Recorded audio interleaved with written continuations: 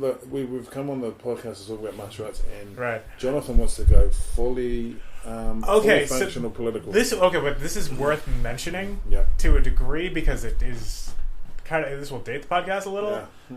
We were all woken up last night at like 11 o'clock because North Korea launched a satellite and people started calling it a missile.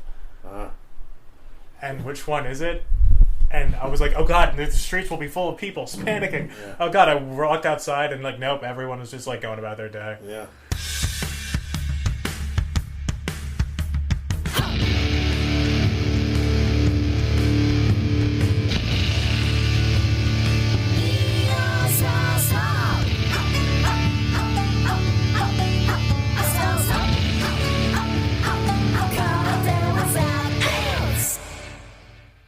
Welcome to Karate Without Belts, everybody. My name is John, and we're coming to you into your earphones, live. We're live. Are we live? We're live. We are live. We're alive. All right. Yeah. We're live right now. Yeah. In Okinawa with Josh Simmers. Hey, of the Okinawa Karate Podcast. The only karate podcast coming to you from the birthplace of karate, Okinawa, Japan. I queued you up for that.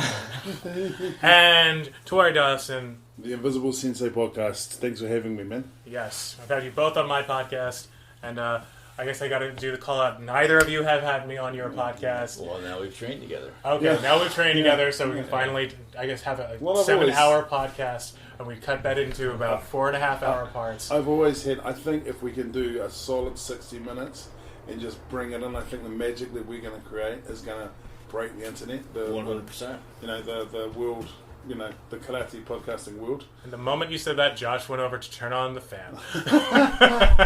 Well, it's about my comfort. Yeah. Okay, no, that's true. That's true.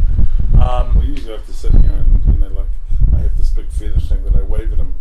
Yeah. Where's the loincloth? Wait, did you? Wow. Oh, you do have AC in here. Okay. Yeah. So I'm here in Tuari Sensei's apartment. Tuari, you're here in Okinawa for a kind of a short culture exchange stay type deal. Josh, you obviously live here, and I'm here for barely 5 days. Yeah. But you live in Japan. Yes, I do. But we're just here, and we had a great day yesterday when we went out, essentially like with the boys, with the lads, I guess they would say. The lads. We went to the best cafe near a beach that everybody loved and enjoyed, and then Good time. yeah. And by we should say, who do we have? We had Ulf Carlson Sensei with us. And one of his counterparts from Sweden, Leif, who I don't know Leif's last name. First time I met him on Okinawa. Great Naihanchi. And speaking of first time, this is the first time you two have met. And all three of us have been in the same room. And it's the first time that I've met Tuari as well when he got here earlier this month. Yeah. So yeah. And to see footage of that, check out the Okinawa Karate Podcast. I don't think I put that up. Damn you. We have footage. I have a of that? video of when he was walking out of security as the last person off the plane. I was one of the first off the plane. Okay, one of the first off the plane, but last out of security.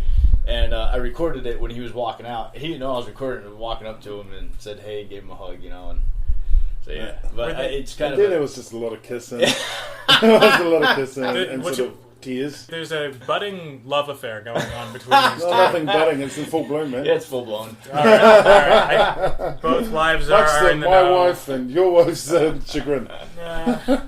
Okay, well, Hey, even under protest. Karate brought us together. Yes, it did. It did. Yeah. Is this? So, can we call this a throuple now? perhaps. Perhaps. Yeah.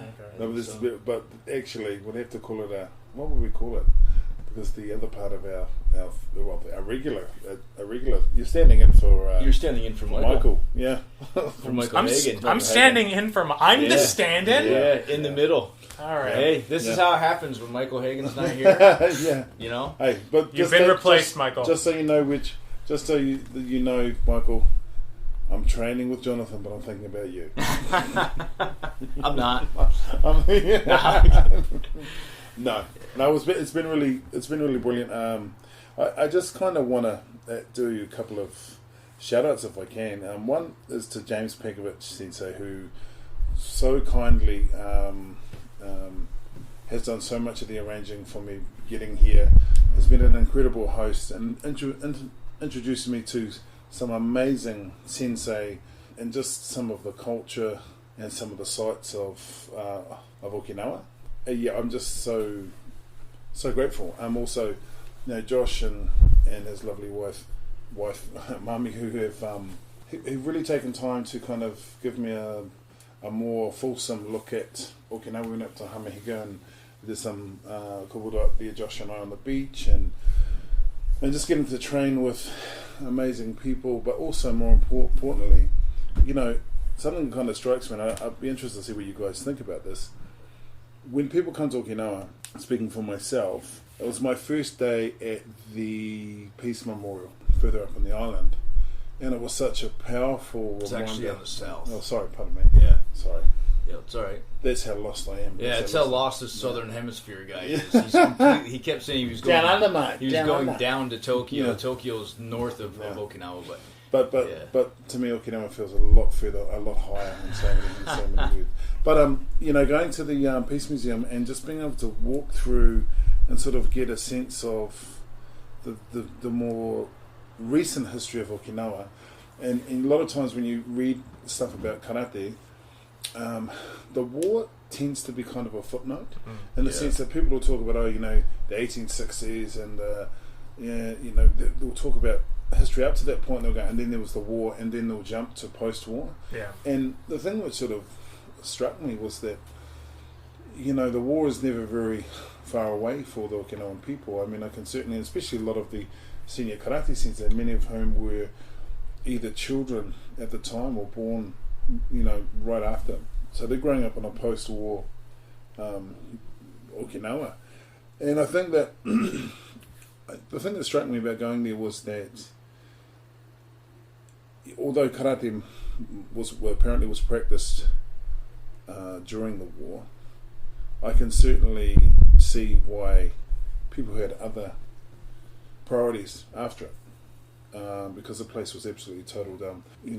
Josh, you took me to that first museum that we went to. I'm sorry, where was that? The one we went and had a walk around and. This was up in the town of Kadena, right outside of Kadena Air Base, on what we call Gate 2. We generically call it Gate 2 Street.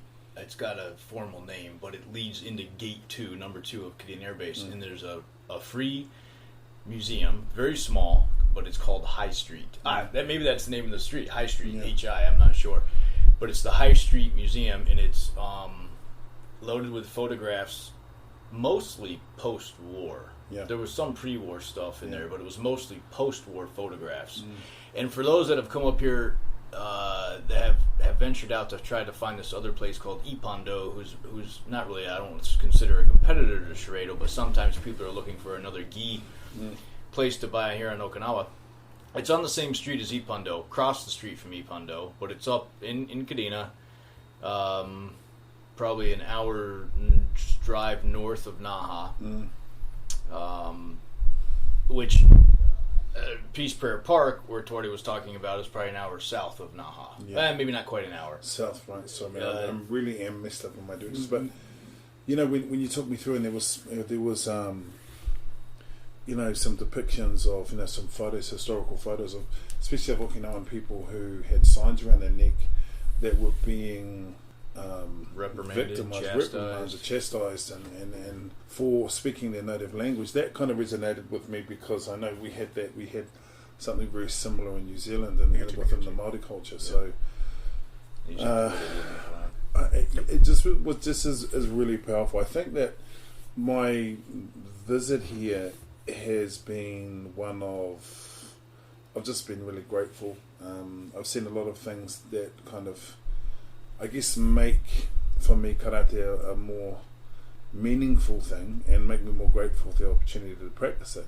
And at the same time, it made me reflect that perhaps sometimes it's easier to go to another country. And like I've got friends of mine that went to Vietnam. And I said to them, what did you think of Vietnam? And they said, oh, it was wonderful. The hotel staff were just so polite. So it's this idea that you go to a place and you come to Okinawa and you go and train with all these amazing sensei, and go to these, you go to Shuri Castle and go to the various memorials. But how often do we kind of bypass the actual culture of Okinawa? I think, I'm sure there are so many people who don't look at it that way, but I think when you're, especially with the pandemic, you've been away from Okinawa and from your senior sensei for a number of years, coming back to your island, you want to get in as much as you possibly can. There's nothing wrong with that. But I would encourage, if you're coming to Okinawa, take time to go up to the Peace Memorial and just actually spend some time there and just take it in and just sort of go out to the cliffs and look at the eternal flame and just sort of spend some time there. And I just think there's some things that can be felt but not articulated, and for me that was a really important moment. And I know James and Josh had been really encouraging me to go, and I was lucky that our friend Steve took me up there, and it was just really powerful. I came away, really affected by it, but I think in a positive way. So that's a lot of blabbing from me, guys. No, it's good. I mean, as someone who's lived not in Okinawa but lived adjacent to Okinawa, and then coming here, and sorry, I didn't want to step on anything you were saying. You didn't. No. So I always have to be different. Yeah. I need to be deferential to the seniors. It's. He called you old. Could you pensioner? He called you old. He's yeah. We can both say it. We can both say he's old. Sorry, bro. Keep going. I've participated in protests here. I participated in a lot of different stuff here that wasn't karate related. It's just when people come here and only kind of view it as karate, right? And I'm sure Tuari, you might understand this from people go to New Zealand, they go to Rotorua, and they're like, oh yeah, I did the whole experience stuff. Dinner shows, right? Yeah, and I think that's there's a part of that that's good, but then they don't really understand the day-to-day life of people, and maybe they only see Naha and they don't see some of the more rural places, and they don't really get a feeling of what people don't understand is Okinawa and the associated islands around here are actually in the kind of the lowest economic bracket in Japan. There's a number of reasons for that, but if people don't, they don't take in those, they don't have that day-to-day living life experiences. And Josh, now you live in Okinawa. You're not a base guy. I know at one point you were, but you definitely can kind of see that those differences there between. Yeah. And now you have more interaction with people that aren't just Americans. That they're Japanese and they're Okinawan, and it's not everybody is always doing karate all the time everywhere. It's so funny you say that too, man, because I think Josh, you're going to have an interesting experience, because originally coming here as within the military and working in the military, and then coming back, and raising a family and so on. What is amazing to me is a number of stereotypes that kind of occurred to me that I think I grew up with. I think when I was younger, I would have expected to walk around and just people are walking around in karate and dogi. Yeah. That you walk past all the women washing are in line. Kimono. Walk past the washing everyone's line. got the big hats. We walk past the washing line and there's just gi everywhere. Yeah. It's just so kind of ridiculous. There's got Mr. Miyagi's going to be walking around Daniel-san and all that sort of really, really trite, terrible, stereotypical stuff.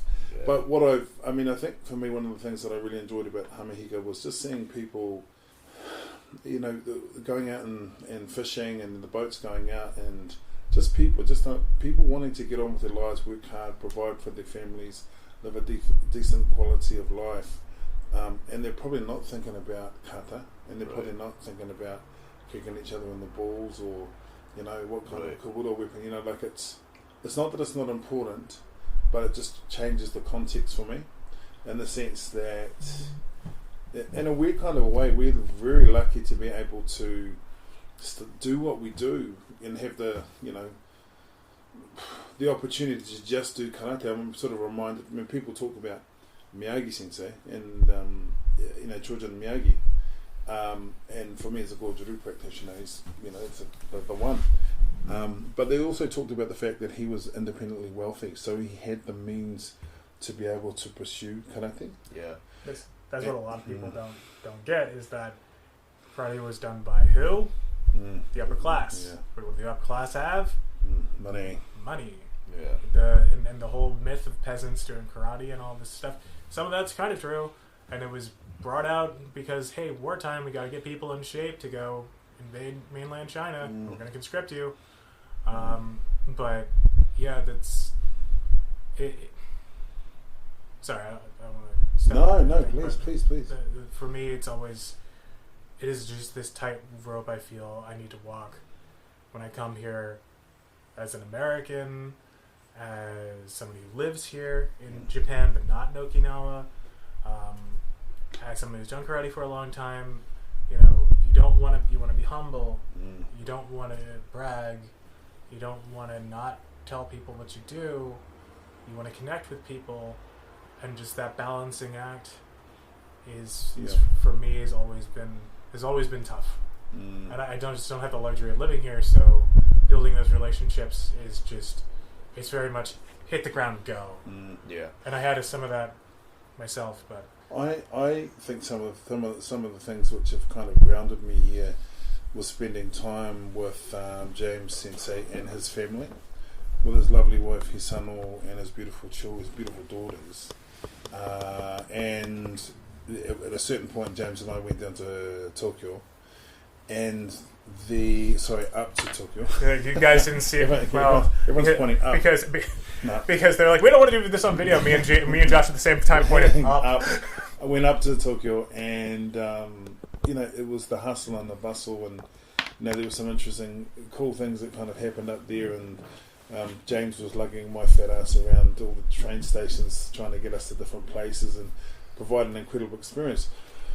It just threw into sharp relief the difference between the lifestyle between, I guess, mainland Japan. Well, I don't know if mainland Japan can be summarized in just Tokyo, but the hustle and bustle of Tokyo and kind of the more relaxed, kind of less stressful life within Okinawa. I can see why this is a blue zone, and for me, I think that spending time like with your daughters, Josh, and with your lovely wife, and just listening to stories that have nothing to do with karate, but just talk about life and culture on the island and in the islands, and also being in Hamahiga and not being there with a whole bunch of people snapping a whole bunch of photos and being in our gi and doing all that sort of stuff, just training on the beach and just kind of getting your feet in the sand and on the land, for me is really important. Has been really, really important.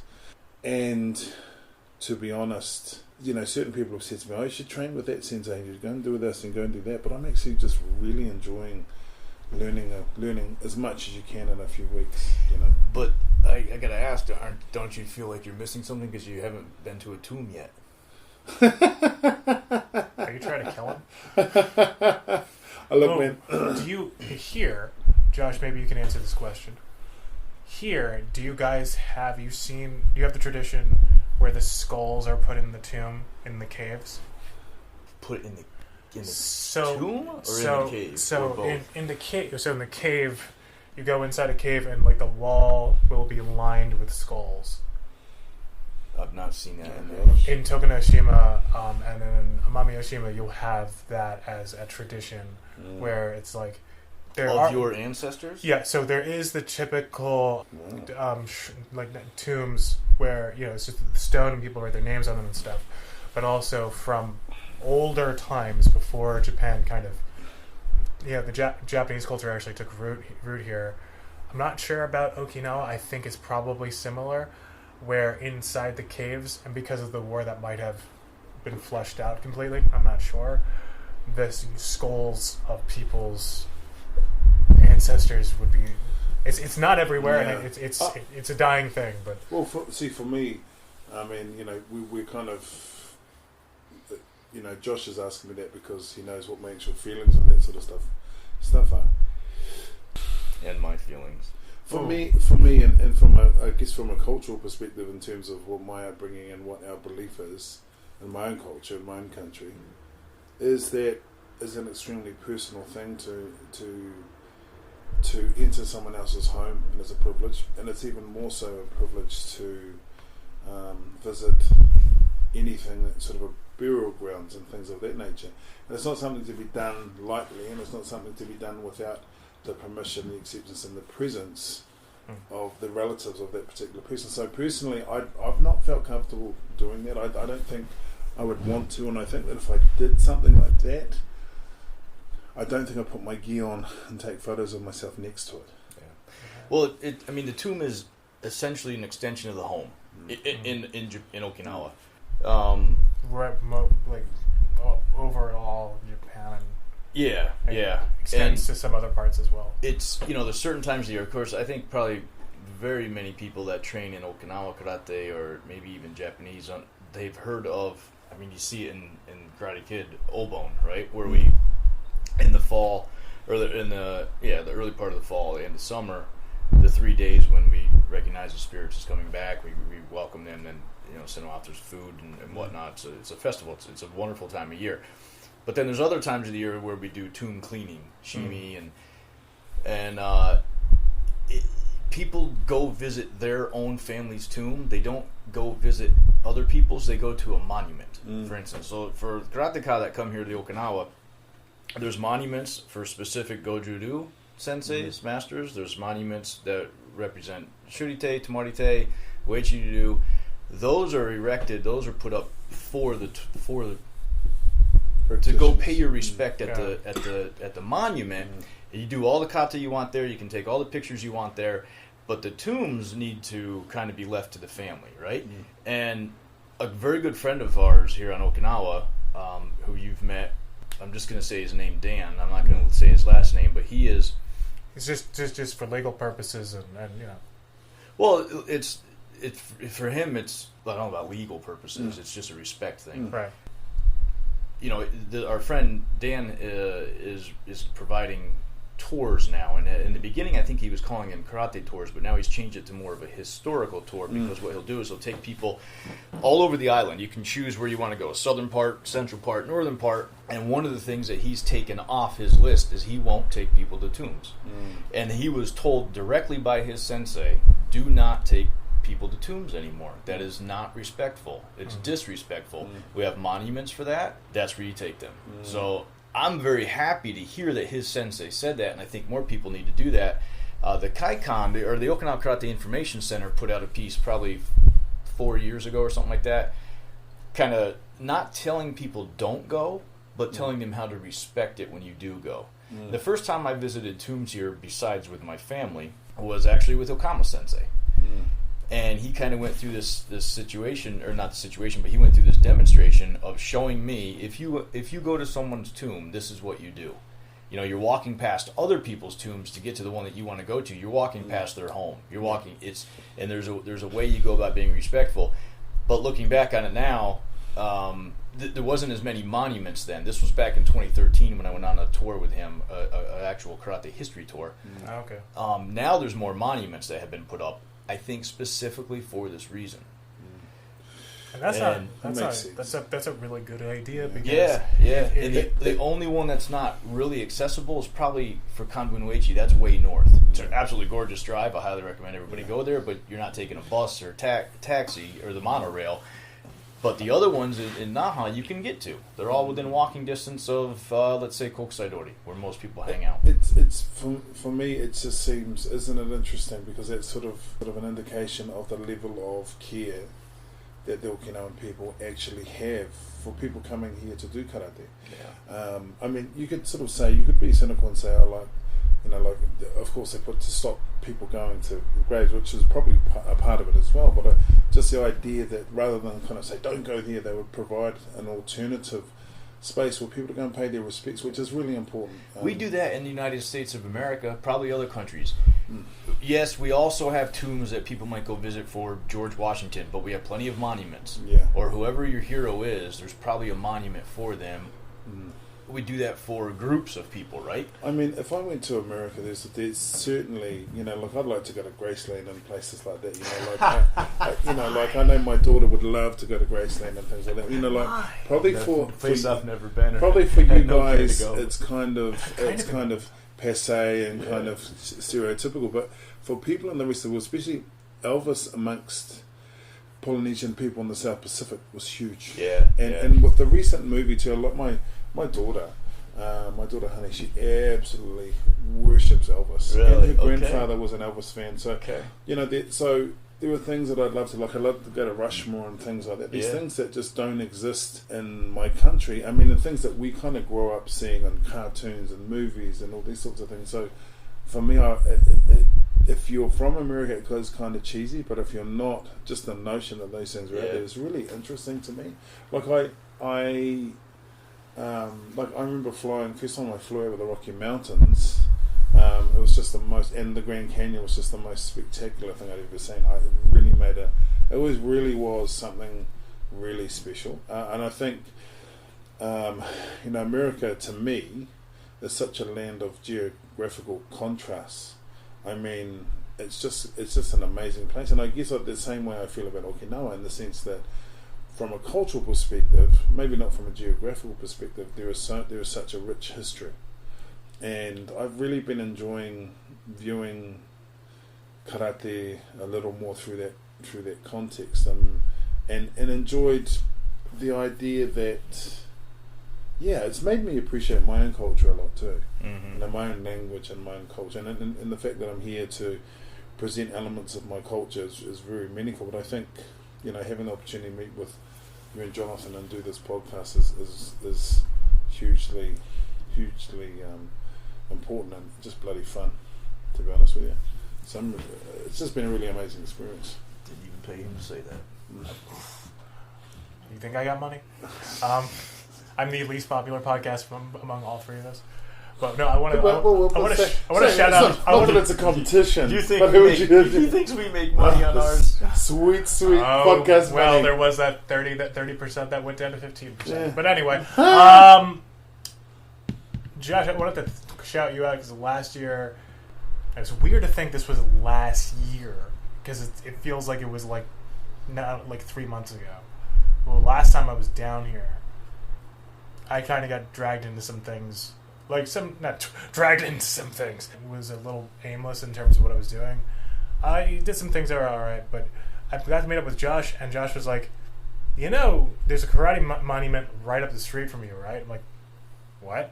So I kind of been had a blind side, and I looked over, I'm like, oh my god! And there was what is it? That was the Motobu monument? Not the Motobu, that was the Miyagi monument? It was right across the street from the Chinese garden. Yeah. So that's one of the examples. For example, right across the street from the Chinese garden here, between Tuari Port and, let's say, Naha, is a monument to Miyagi, and then also a monument to Yagi Meitoku. Yeah. So it has the babushi kind of looking on Miyagi's. It does. Yeah. And it's a good monument. Yeah. But it's just all the writing is on the back of it. It's hard to kind of get around. That park, it's a really nice little park, and then there's a stone ship. I'm going to say 20 feet long by 10 feet wide or something, right? And on each side of the ship is a carving of 18 names. So those are the original 36 names, they say, or 36 families that came from China.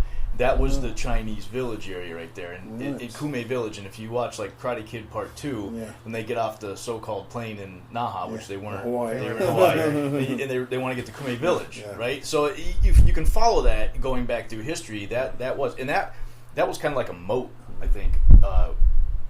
It's all landlocked now, right? But there was supposedly, I think, there was water that came all the way around there. But it's not that far. It's a spitting distance away. When I used to live in Yunnan in Tokunoshima, you're a spitting distance away, because I know you haven't done this boat ride, and you haven't done this boat ride, but there's a boat that will go from Okinawa all the way up to the mainland, and you will be on that boat for about 36 hours, but it will stop on all the islands, right up, but you are getting outside of Okinawa Prefecture, you're getting Kagoshima Prefecture. But in all those islands, you Tuari, if you went there, or Josh, if you went there, you'd be like, that's Okinawan culture, that's Okinawan culture, that looks like Okinawan culture, that's a little different. But like, there's little differences, but that's Ryukyu, right? And it very much is divorced from the Chinese influence, from the American influence, and it is almost like, imagine if you had an island that didn't have those two influences, and you essentially have, then like that's what Okinawa would look like, just with a smaller geographical area. Now, these things that we're talking about, they aren't always necessarily easy for everyone to do when they come here, right? Yeah, right. No, that what I just talked about is like, you're talking about 3-day, 4-day, 1 week. I mean, even where we went yesterday, it was a 40-minute drive outside of Naha, right? I mean, that's like with Ulf Carlson, we were talking, he's like, yeah, we all come to Naha to train because that's where most of the senseis are, right? The airport is. You land, and then they've got the most convenient public transportation areas, but it's also the most boring part of Okinawa, and perhaps the ugliest part. You're looking at concrete. Where we got outside yesterday, getting closer to the water, the little bit of the countryside, still the farmlands, it was much more enjoyable. But yeah, I understand not everybody can do that. We do encourage you to get outside if you can, outside of Naha. You might not do it your first time, but I think it's worth taking the time to try to set it up and even speak to one of the tourist agencies and take a day or two to travel the island. You know, it's just another shout out is to my wife, Tawa. I met her yesterday. And Josh has had some convos with her over the last few years. You know, being here for a month is a long time to be away from your family, a long time to be away from the job. And whilst I've been here, I've been working while I've been here, but certainly not to the degree I work in New Zealand. And you know, she's holding it down back in NZ. You know, taking care of the day to day and looking after the house and the kids and all that sort of stuff. But I'm so lucky to have it a month, because I don't know that. I think having like a week or 7 days or 10 days or whatever it is, I don't know that I would have had the opportunity to get a sense. I mean, I'm not walking away thinking, oh my gosh, I'm an expert in Okinawan culture and history, but I just feel really lucky to have had some great experiences and had some time to be able to do that. It's been pretty busy, but also too, there's been through really wonderful times of just quiet and sort of being able to just sort of sit and take it in, which I'm really appreciative of.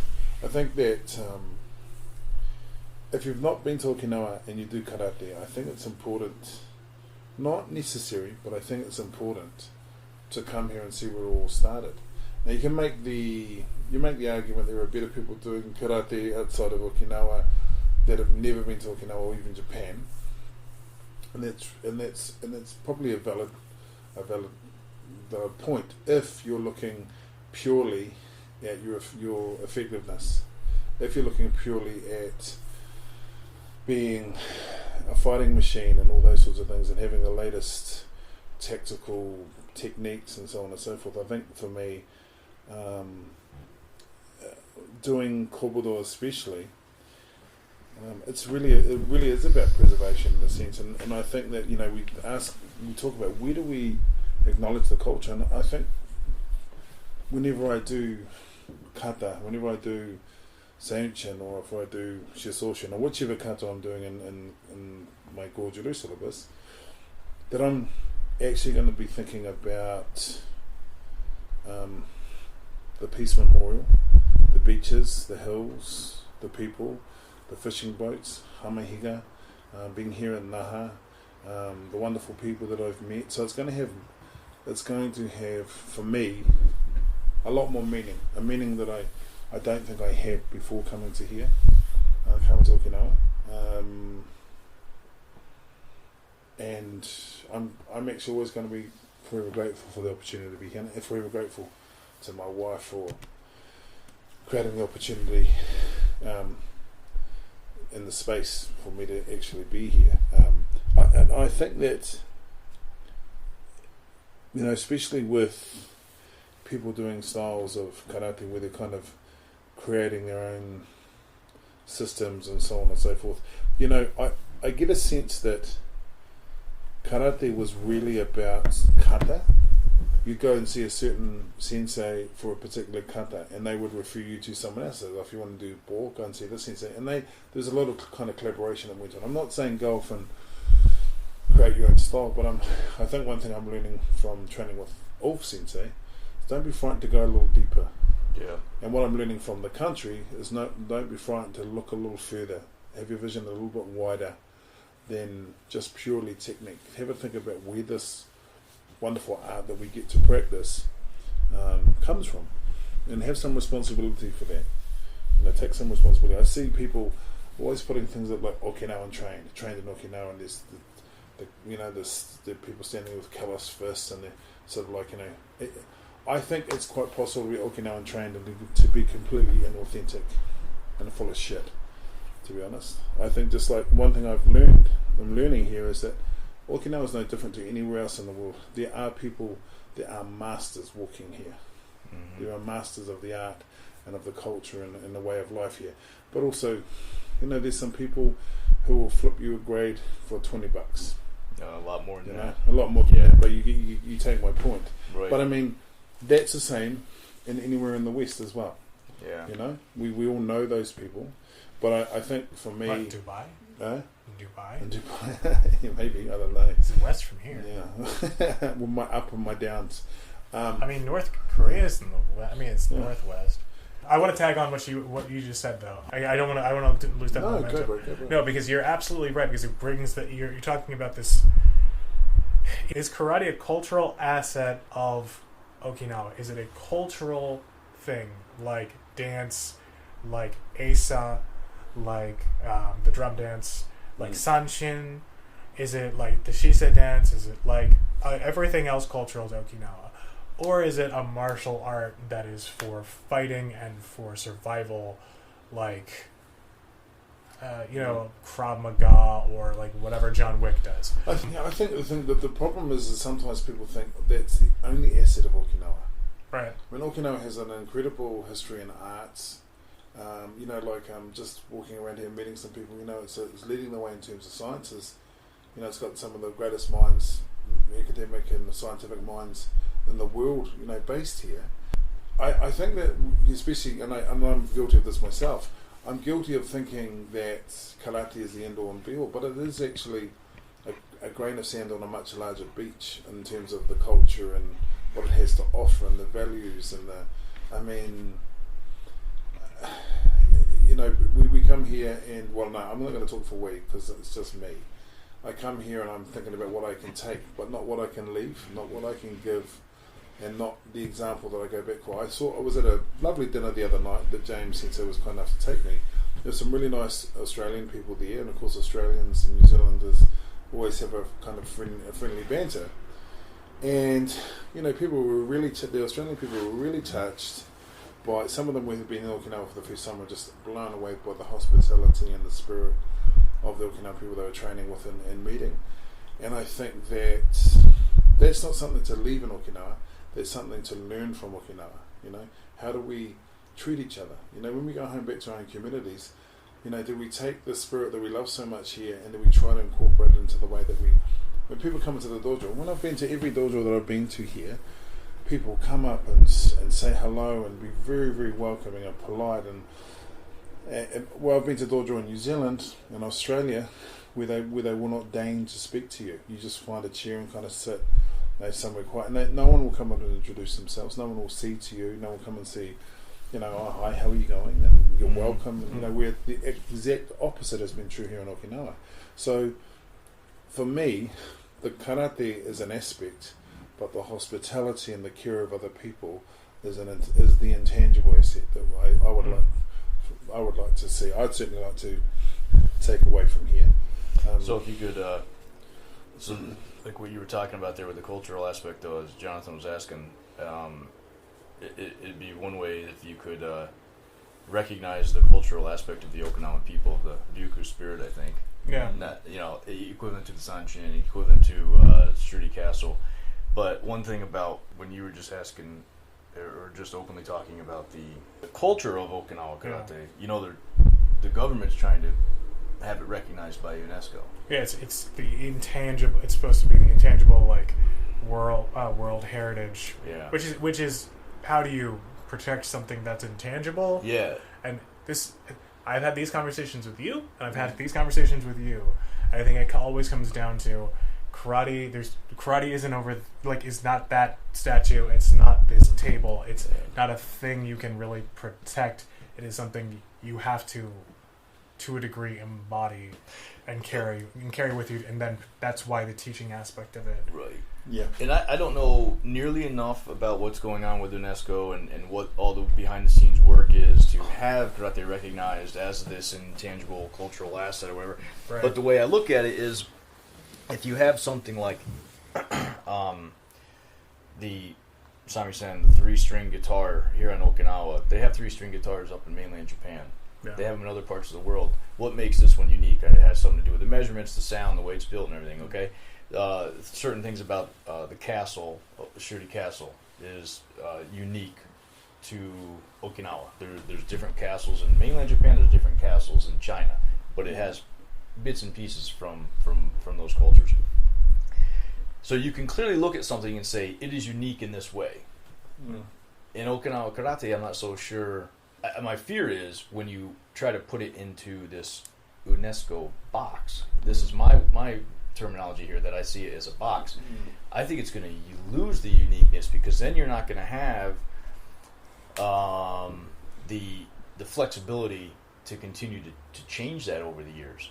And we know that it's changed over hundreds of years. But I think if you confine it to something within UNESCO, you've locked it. Now you have locked it in time. It has to stay inside this box. So are you saying that with it having, in terms of being something that qualifies for UNESCO, it has to hit certain criteria and then has to keep that criteria? I think that's what the government is trying to do, is trying to write the criteria. Right. Yeah. And say, this is why Okinawa karate is a different type of martial art than anywhere else in the world. But once you say that, then does the next generation or 2 generations from now have to continue to do Okinawa karate exactly like that? We've all been training. Well, you trained with Ulf Carlson for the first time yesterday, right? I met him in 2018, I believe. That was somewhere on your podcast. If somebody was sort of, I think it was 2018 when I interviewed him. I just and we were training for hours and hours and hours, right? Now his approach comes from his senseis, right? He trains at the Bugeikan. Their kata looks different, their naihanchi from a lot of the other naihanchis, and maybe their applications are different. This is just one example, but let's take Goju-ryu. Who's the one sensei there in Goju-ryu? Taira Masaji. So Taira Sensei is kind of looked at as a trailblazer, let's say, right? Yeah. So I don't know the history, and to be perfectly honest with you, I don't really care about. He was in Junokan, maybe he still is. He's not. Yeah. That part I don't care about. But what is interesting is he's not confined to a freaking box. Yeah. So if you put something as an intangible cultural asset, or however they want to word it, my fear is now, okay, on this date when it receives that certificate, this is what it is. And I after living here now since 2015, when I moved back and seeing what's been taking place with the world tournament, and every year we have Karate no Hi, and then thousands of people line up on Kokusai Dori and they all do the same kata. One of the Fuki kata is the first time, and I see it becoming more and more confined. And that really bothers me. I think the issue is, as someone who's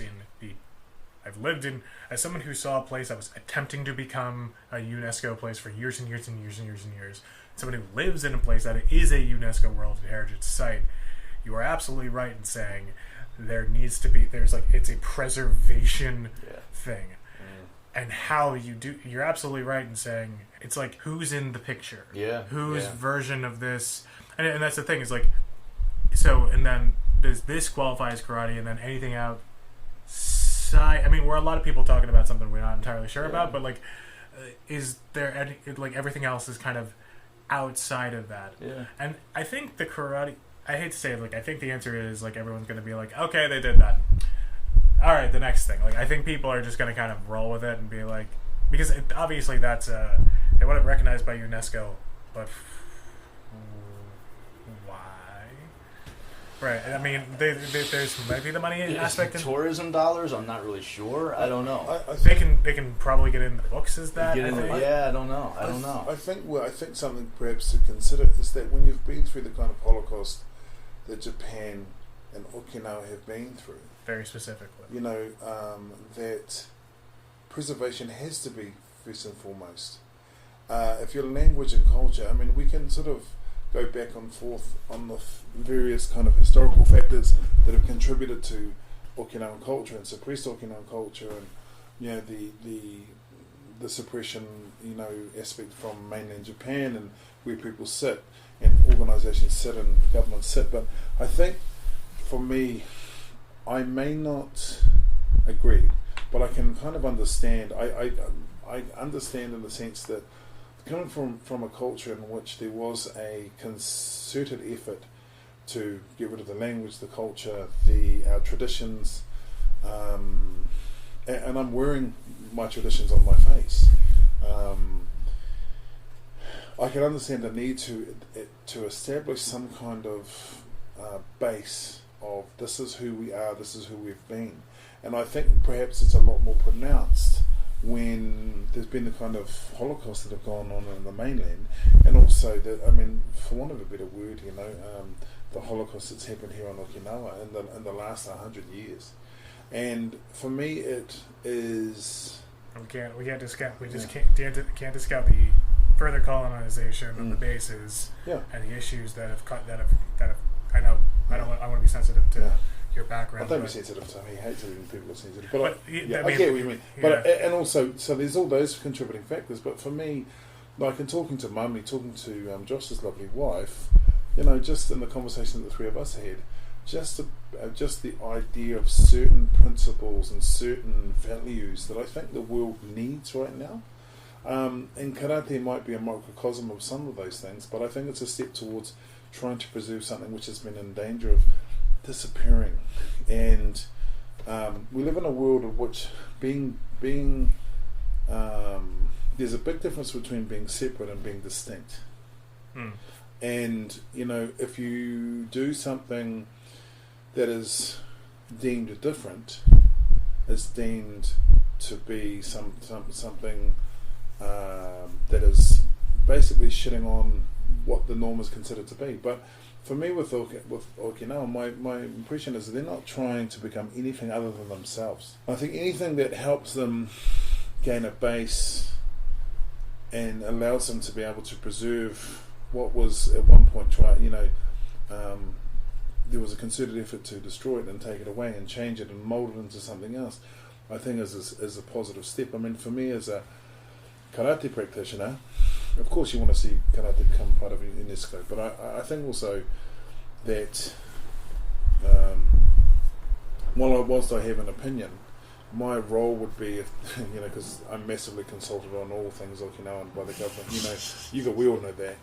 But I mean, the thing is like if I'm a respectful guest, then I will support whatever decisions they make for themselves and support the fact that they can make decisions. Of course, I'm going to have opinions about it, but I mean, I'm speaking from the perspective of being someone who grew up on the other side of the world and is from a completely different culture. So I think there's arguments for and against.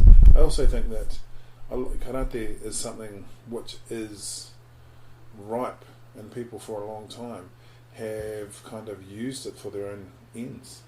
They've used it to sort of create this sense of importance about themselves and those sorts of things. I don't think, certainly not in every instance, but I think that. Are you talking about on Okinawa or off Okinawa or both? I think both. Everywhere. Yeah. Okay. Yeah.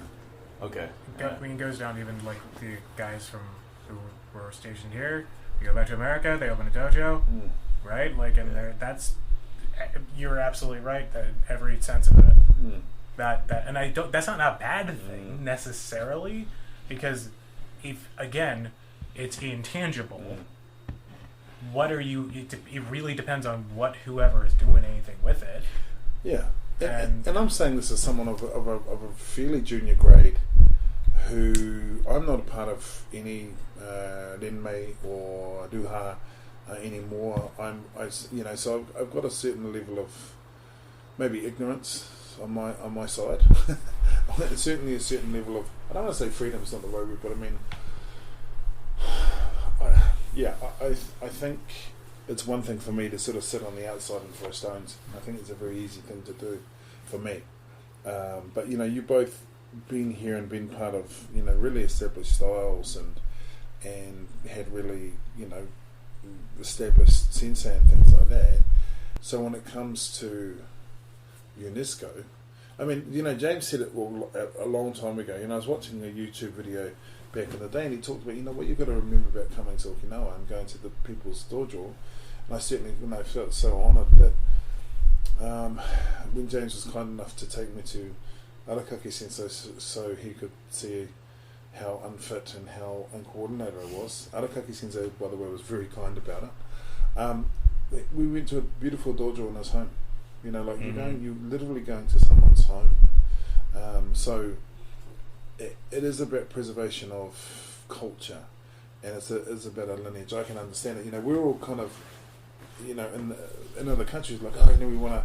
What is the application of this? What is the application of this? How do we make this combat ready? How do we do this? How do we do that? And I think, we can figure that out. But I think here, what I'm realising is the strong etiquette and culture that surrounds karate. There's a lot of it unspoken, a lot of it presumed because it's informed by the culture, and how much shit we get wrong. I know I've gotten wrong. I've made certain assumptions about certain things that were totally wrong, probably because I watched too many movies, man. I've probably gone and watched too much movies, and I've kind of thought, or I've talked to someone who talked to someone who talked to someone who was taught by someone who was taught by someone who talked to someone who was someone who spent a week on Okinawa back in the day. Didn't understand the language. Didn't get the culture. Yeah, and then just kind of come in and then sort of went back to their dojo and just created this really weird kind of thing, which didn't actually make much practical sense. Yeah. You can get the culture wrong, but come on, get the practicality right. I mean, that I think that part I feel is like a little less excusable now. Yeah.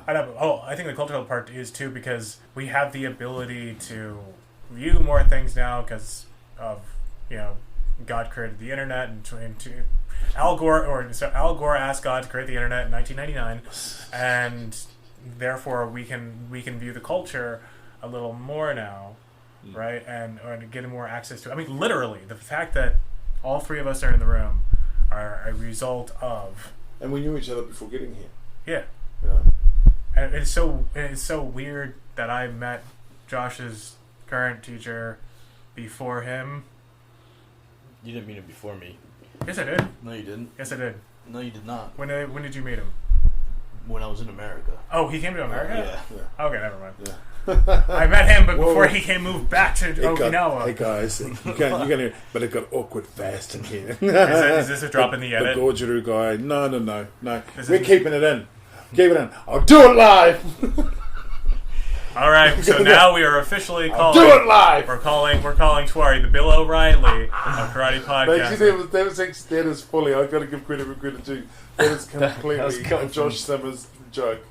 We'll do it live. No, it was Michael. I think that said it. Yeah. I mean, we were talking about. We were joking. It was a take on Bill O'Reilly, but something about. And we were talking about something, and then Michael just drops some. Or maybe I can't remember if it was me or Michael. We'll do it live. Fuck it, we'll do it live. Anyway, so Josh and I had met the same man at different points in time. And I didn't know where I was going with that, but we connected before I came back to Japan. He was like, hey, we had like maybe talked once or twice, and then you were like, hey, there's this new podcast. And he was like, thanks for shouting us out. I'm coming back. I'm going to be around you guys. Right? Yes. And then it was 2019, and then it was like, hooray, I'll come down and train. And then 2020 happened, and I'm like, no. And then the rest of life happened. Yeah, but right. I'm like, it all comes back around because now I'm farther away. But I've been back more times.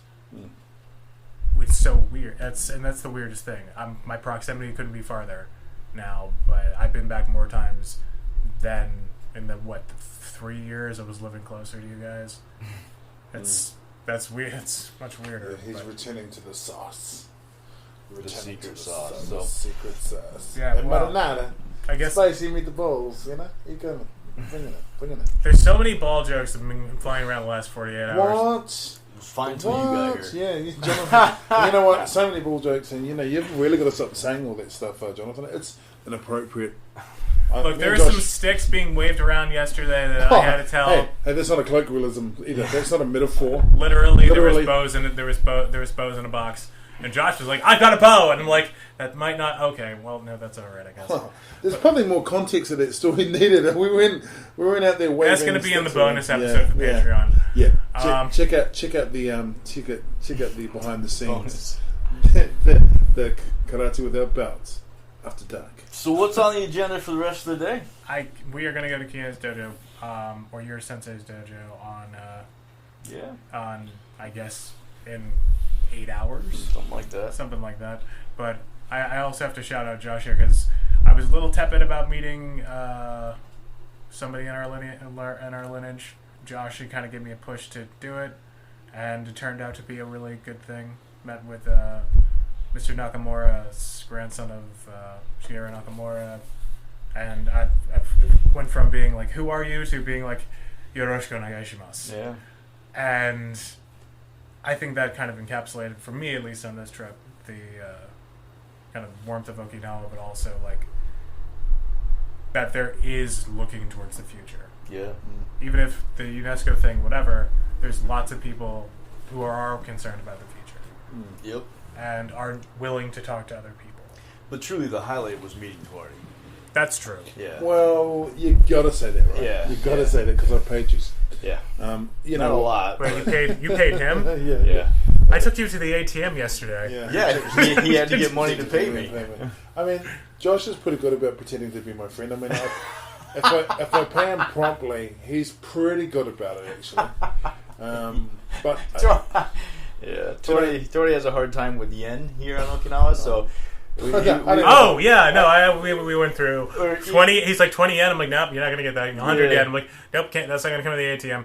He hands me 10,000 yen, which is a one bill, right? Of, let's say if it's 1-to-1 US dollar to yen, it'd be $100. Yeah. And he just had a meal for $20. He's like, is this did enough? Did you say senan? Is this enough to 1,000 yen? 10,000.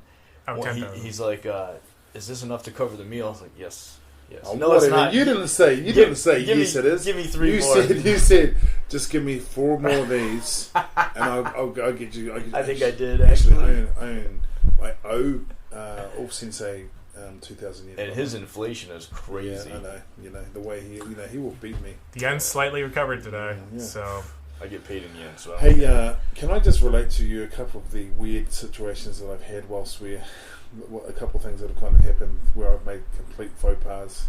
On the podcast yes, or off? For me. Yeah, sure. I mean, okay. that's why you guys are here, is because I'm going to get out of there. Tighten your lug nuts, off we go. All right, hold on. I'm going to time you on this. I'm going to give you 2 minutes. I'm going to go ding after everyone, okay? Here we go. Okay. Ready? Go. Okay. Please ensure your tray table is in full and upright position. Ding. Okay. As we begin, so went to was helping James Sensei. More he was helping me teach the kids class, and he's going, what technique should we do? And I go, Maigiri, then Kingiri. So, and everyone in the class stops and looks at me like we're teaching these children Kingiri, and I'm going, I had of course forgot that kin is actually saying kick someone in the balls, which is not probably something you want to be teaching kids. So I go, okay kids, Maigiri and Kingiri, and everyone looks, and James goes, Maybe we'll stick with Maigiri. I'm going, but why? And afterwards he explained it to me. So that was a faux pas. We're down in Harajuku in Tokyo. We've had a wonderful day. We've met Pankowitz Sensei's lovely daughter, and we've met Joe Swift Sensei, and we've met some amazing people down in Tokyo. Tucson. Yeah, it's been great. I've got to use the bathroom in the train station, or just as we're going to the train station. I go into the bathroom and I'm there, and you finish what you're doing. I got to wash my hands, and I hear the door behind me and the stall behind me opening, and this elderly gentleman comes out, and he's kind of coming out, and he walks out, and He looks up at me and goes, "Hey!" Just runs back into the stall. No shuts way. the door and starts fiddling, trying to slam the lock closed. And I'm going, "Got me inside." No way. Yeah. Dang. You scared an you gave a guy a heart attack. Scared an elderly, yeah. Oh, and also there was the worst. This is hard for me to admit, but Make sure you want to admit it on air. I'm gonna say it because Okay, I just need to unburden myself. Yeah. I put soy sauce on my rice. Oh my god. In view of everyone. So basically, I took a big smelly shit on Okinawan culture by doing that, and I didn't know. That's like not. Josh thought it was hilarious. I didn't Did not even correct see me, it happen. whatever. No, I gotta tell this All right. story. Probably, All right, everyone there is probably going, check this guy. I gotta tell this story. So we're in a restaurant, and they have a small buffet line for like salad and then your rice, right, and some soup. And I didn't even realize it until like 2 days later. My wife says to me, "Did you see what Tuari did with his rice?" I'm like, "No." She goes, "He poured soy sauce on it." Yeah, which So is she sat on this for 2 days You slept. before she told me about it. I was like, well. I have to. And then I'm wondering how many other people in the restaurant saw it. You two are Probably so not. wholesome. Well, I mean, the thing is like, I'm 6'4", I've got facial tattoos, and the rest of me is covered in tattoos. I'm probably not the guy that come up and say to, "Ew, look at that guy," but they definitely would have gone home and go, "Man, those bloody Asian coming in here, he definitely are." So I had to tell Pat Sensei about it. Oh, Yeah. hey, here's an interesting aside. We're very lucky to go and James took me to go to a lovely barbecue with Higa Sensei, who was having for some of his students. I was lucky enough to be involved, and I absolutely love Higa Sensei. Like, Higa Sensei gave me a wonderful sculpture. That was given to him by a student. A student who had created. I think it was a young boy who created it for me. And he just gave it to me. He was just a lovely spiritual man. Enjoyed being at his dojo in his house, meeting his students. So we're sitting there and we're having this lovely. He's feeding us and he's being a wonderful host and everyone's having a great time. And then he goes to James. He says to James, as everyone does, James. He's asking to him in Japanese, going, he asked James how much I weigh, and I said to James in front of everyone, going very, very red and embarrassed. I told James how much I weigh, and then Higa Sensei sat down and spoke with his brother, and they realised that I weigh more than the horse they have downstairs. They have a horse. Yeah, they have horses. It's really cool. They have horses in a stall by the dojo, and I'm going. We're all laughing our ass off because I weigh more than his horse. So a horse is a horse, of course, unless of course That horse the is horse Tuari. is Tuari. So, Tuari, you're trying to tell us you're a Yoshi? Yeah, man. We can ride you if need be. Alright. Hi-ho, Silver! Hi-ho! Wow, okay, so we went from being very, very serious about cultural topics to digressing to riding Tuari into the sunset. Well, I mean, look, you're not gonna ride me. Right, exactly. Right? Like what else would we do, right? Cool. We've had a great time the last couple of days. We're gonna kind of wrap it up tonight, but I want to pass the ball to Josh really quick and just say thank you so much for taking the time off to help us out. Thank you for coming down. Appreciate it. No, I seriously, he's been more than an encouragement and more than an ear on a couple different things. So, thank you so much, and I look forward to future endeavors, both podcasting and not podcasting. But anything you want to tell the good folks at home? I will tell the good folks at home. What is this? November. It's a couple days from Thanksgiving, which is actually it's tomorrow. Tomorrow. Isn't a couple it? days, one day from Thanksgiving. And there's also Japanese Thanksgiving. Holiday. Yeah, it's Japanese Thanksgiving too. Tomorrow. Weirdly enough, they eat a lot of. They don't eat turkey. I don't know. Yeah. Fish. I don't know. But happy Thanksgiving. This will be released later than Thanksgiving, maybe closer to Christmas time. But hey, I just want to say thanks for coming down. I appreciate you coming down and timing it when Tuari's here. Yeah, man. And I enjoyed the training yesterday. I think that was the second time that we've actually had a chance in the dojo, both in the Asato dojo. Yeah. But the first time I think it was kind of like super fast. Oh yeah, that was one day I was here, and then I was forced back. I was forced up to Gifu, but yep. So I'm happy for the connection that you made with Nakamura Sensei. That was very good. And keep training, have fun. Let's wrap it up and go get some lunch. Sounds amazing. Tuari, pass the ball to you. Anything? Well, I want to thank you for coming on. Oh man! And just being like, I was driving you around all yesterday. We just had great conversations and it's weird talking through the pandemic and now being in the flesh. It's like was my smell as bad as what you assumed it was going to be? You always have to worry about the pheromones, don't we? Yeah. Oh, but there's so many pheromones jumping around. Right. When he gets around me, they come out extra. Right. Yeah. But anything you want to tell the good folks now? Well, after what you said about Josh, I mean, I think what I want to say is, Josh, did you ever know you're my hero? Is he the wind beneath your wings? Oh, he's the wind. Can you say that again, but with more melody? Did you ever know that you're a hairy hero? I do mean hairy. I mean, it's like, you need to, it's like, who's shoot, man? You're definitely Scottish, bruv. You know, there's a Scottish, Polish thing going on, and it goes well. It goes well. Look at me. This is as hairy as I get. But Josh, and you take it to a whole new level. No, but it's been really good to meet you guys in the literal flesh. Great to train together yesterday with Wolf Sensei and just kind of hang out. It's been really cool. And it's funny. You talk about sort of meeting up and these sorts of things, and how many times in life you say, "Yeah, man, we've got to do that." But it's been really lovely to be able to for us to be able to follow through, and also, to spend some time with Michael Hagan and his lovely wife in